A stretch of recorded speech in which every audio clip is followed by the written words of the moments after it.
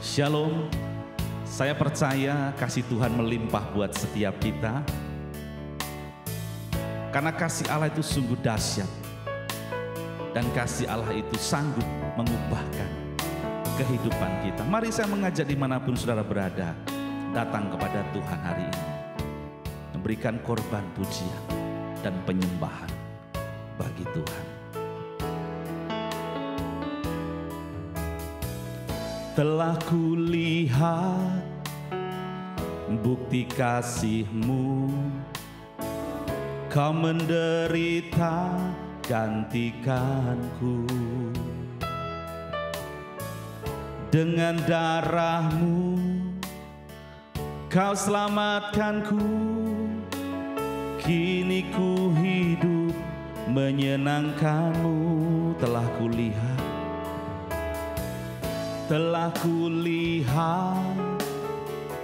bukti kasih-Mu, Kau menderita gantikanku.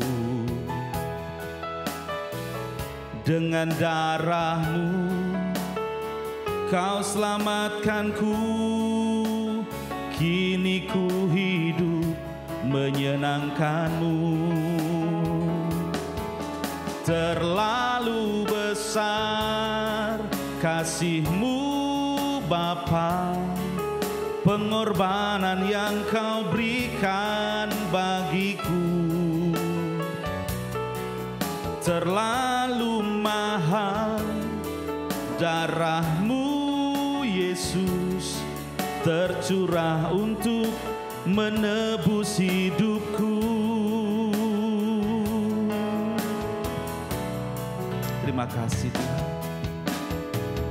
Telah kulihat bukti kasih-Mu, Kau menderita gantikanku. Dengan darah-Mu Kau selamatkanku. Kini ku hidup menyenangkan-Mu. Terlalu besar kasih-Mu Bapa, pengorbanan yang Kau berikan bagiku. Terlalu mahal darah-Mu Yesus, tercurah untuk menebus hidupku.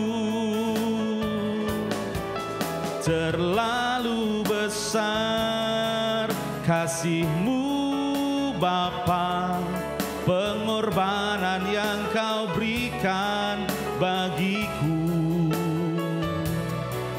Terlalu mahal darah-Mu Yesus, tercurah untuk menebus hidupku. Lebih lagi katakan, terlalu besar kasih-Mu Bapa, pengorbanan yang Kau berikan bagiku.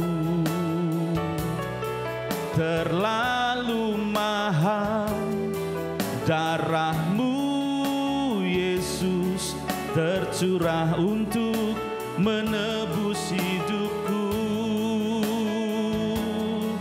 Tercurah untuk menebus hidupku. Tercurah untuk menebus hidupku.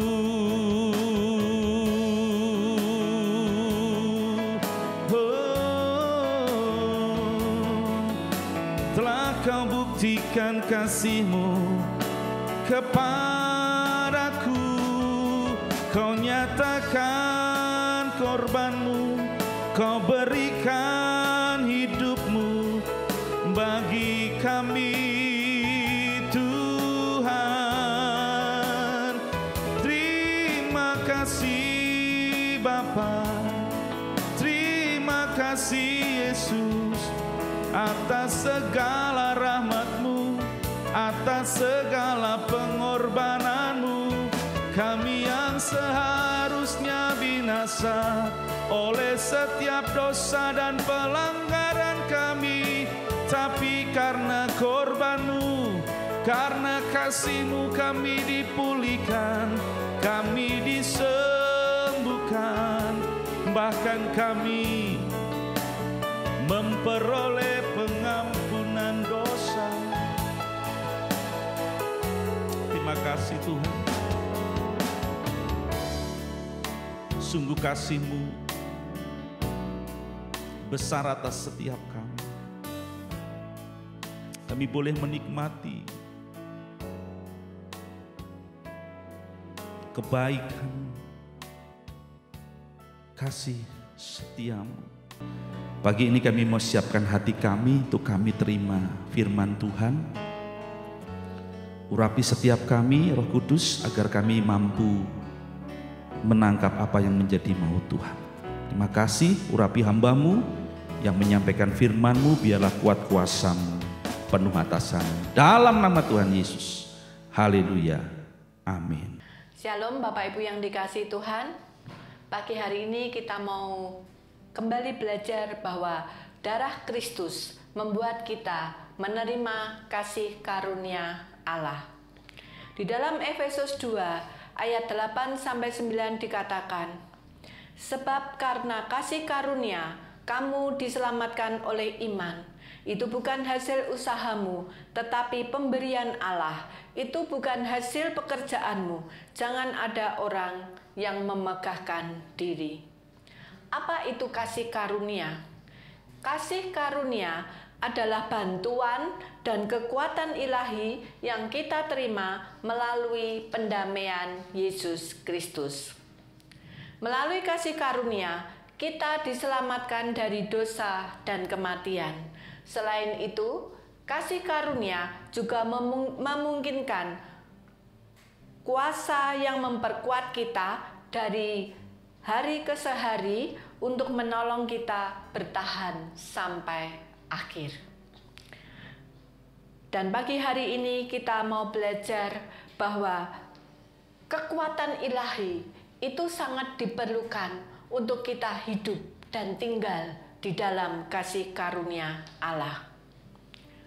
Saat Yesus ada di muka bumi, Yesus adalah pribadi yang memiliki dua sisi, karena dia 100% manusia, tetapi Yesus juga 100% adalah Allah.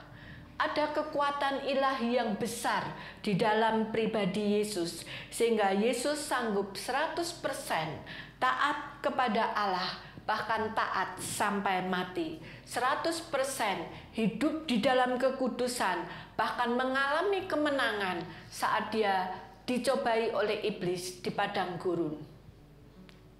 Jadi Yesus saat itu adalah manusia, tetapi karena dia juga Allah, maka ada kekuatan ilahi yang besar dalam kehidupannya, sehingga Yesus bisa mengalahkan dosa dan Yesus sanggup melakukan kehendak Allah secara sempurna. Dan konsep seperti ini yang Tuhan ingin bangun dalam kehidupan manusia. Manusia harus mempunyai kekuatan ilahi yang besar sehingga dia bisa mengalahkan dosa. Oleh karena itu Yesus berkata, barang siapa mengatakan bahwa ia ada di dalam dia, ia wajib hidup sama seperti Kristus telah hidup. 1 Yohanes 2 ayat 6. Perkataan Tuhan ini menyatakan bahwa harus ada pemulihan gambar diri dalam hidup manusia. Kembali seperti awal mula penciptaan. Manusia menjadi perwujudan dari gambar dan rupa Allah. Ada sisi manusianya karena dia diciptakan sebagai manusia, tetapi juga ada sisi Allahnya, sehingga manusia memiliki kekuatan ilahi yang besar. Karena pada saat manusia diciptakan di dalam kesempurnaan, sehingga manusia hanya mewarisi sifat dan karakter Allah, hidup dalam kebenaran dan kekudusan, sehingga manusia sanggup mencerminkan gambar dan rupa Allah di dalam kehidupannya. Tetapi sayang, setelah manusia jatuh di dalam dosa, maka sifat dan karakter Allah dalam diri manusia menjadi rusak dan tercemar karena karakter iblis masuk dalam diri manusia yang mencoreng karakter Allah dalam diri manusia. Seperti susu dalam belanga, ketika ada racun masuk dalam belanga tersebut, maka rusaklah seluruh air susu yang ada di dalam belanga itu, karena dia terkamirkan oleh racun yang masuk ke dalamnya. Demikian juga dengan kehidupan manusia, karakter Tuhan yang ada dalam diri manusia menjadi rusak karena terkamirkan oleh karakter iblis. Yang menjadi pertanyaannya, bagaimana manusia bisa hidup seperti Yesus telah hidup, sedangkan gambar Allah dalam diri manusia sudah rusak, sudah tercemar oleh dosa. Sehingga sifat dan karakter manusia menjadi rusak. Ada karakter iblis yang jahat di dalam diri manusia, dan karakter iblis ini menurunkan semua keturunan daripada manusia yang disebut sebagai dosa keturunan atau dosa asal. Sehingga keadaan manusia, kalau kita baca di Yesaya 64 ayat 6 dikatakan seperti kain kotor. Kenapa disebut kain kotor?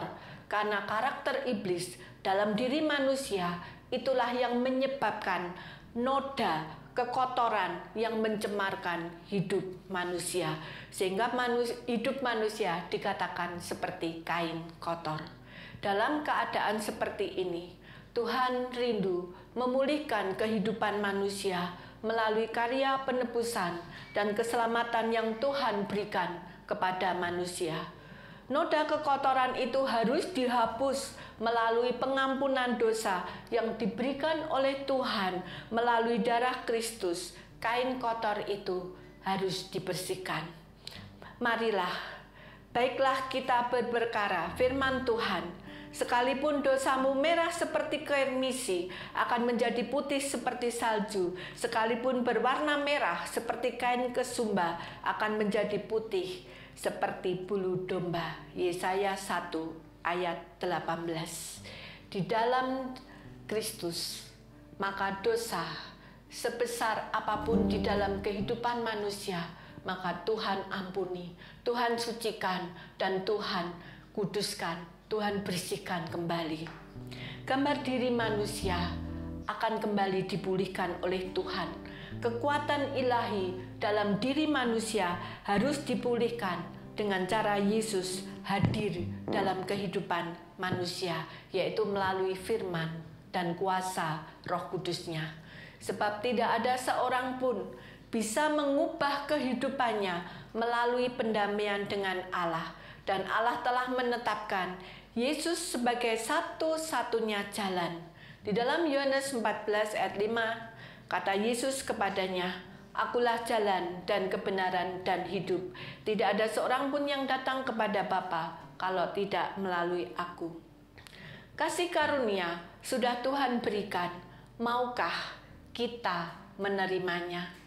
Jangan tolak kasih karunia Allah, karena kasih karunia Allah adalah bantuan dan kekuatan ilahi yang kita terima melalui pendamaian Yesus Kristus. Dan tanpa bantuan itu, kita tidak bisa berbuat apa-apa. Kita tidak mempunyai kekuatan untuk melawan dosa, kecuali ada kekuatan ilahi di dalam diri kita, baru kita bisa mengalahkan dosa yang mengganggu kehidupan kita. Melalui kasih karunia, kita diselamatkan dari dosa dan kematian. Karena melalui kasih karunia, kita akan diberi kuasa untuk memperkuat diri kita dari hari ke hari dan menolong diri kita untuk bertahan sampai akhir hayat kita. Mari Bapak Ibu, kita nikmati kasih karunia Tuhan yang sudah Tuhan berikan di dalam kehidupan kita. Percayalah, sebab kita diselamatkan oleh iman. Itu bukan hasil usaha kita, tapi pemberian Allah. Itu bukan hasil pekerjaan kita, karena itu pemberian Allah. Oleh karena itu, jangan ada di antara kita yang memegahkan diri kita. Tapi mari Bapak Ibu, pagi hari ini saya mengajak Bapak Ibu untuk terus menerima kasih karunia Allah dan terus tinggal dan ada di dalam kasih karunia Tuhan. Mari kita bersama-sama berdoa pada pagi hari ini. Biarlah kasih karunia Tuhan pagi hari ini melawat setiap kita. Karena kasih karunia sudah diberikan oleh Tuhan kepada manusia. Tinggal kita melangkah untuk menerima kasih karunia itu dan mengambil keputusan untuk tetap tinggal di dalam kasih karunia Allah. Karena itulah satu-satunya jalan untuk kita boleh terbebas dari dosa. Dan itu juga satu-satunya jalan untuk kita menerima keselamatan, hidup kekal bersama dengan Tuhan. Mari Tuhan pagi hari ini Engkau melawat setiap anak-anak-Mu yang rindu dan memutuskan untuk hidup tinggal di dalam kasih karunia-Mu. Terima kasih Bapa, di dalam nama Tuhan Yesus kami berdoa dan mengucap syukur. Haleluya. Amin.